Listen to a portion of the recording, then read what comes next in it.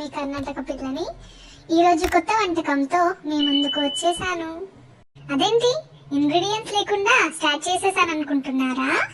Description లో పెట్టాను చూడండి బాబోయ్. ముందుగా కుక్కర్ తీసుకొని అందులో 3 టేబుల్ స్పూన్లు ఆయిల్ వేసి తర్వాత మసాలా ఐటమ్ వేయండి.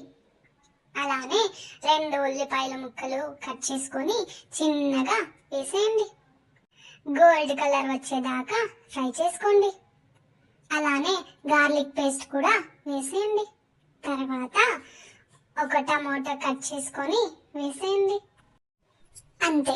తర్వాత ఏంటి, మంచిగా క్లీన్ చేసి పెట్టుకున్న మటన్ వేసుకోండి. కొంచెం మటన్ ఉడికాక పసుపు 1/2 spoon, garam masala 1 spoon, chicken powder 1 spoon వేసుకోండి. బాగా కలిపి కొత్తిమీర వేసుకోండి, బాగుంటది. ఇంకా రాళ్ళుప్పు వేయండి సరిపడేంత.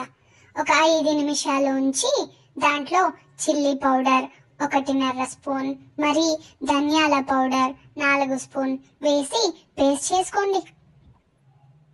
అది కూడా వేసేయండి. బాగా కలిపి కోకోనట్ మిల్క్ 1/2 బౌల్ వేసుకోండి.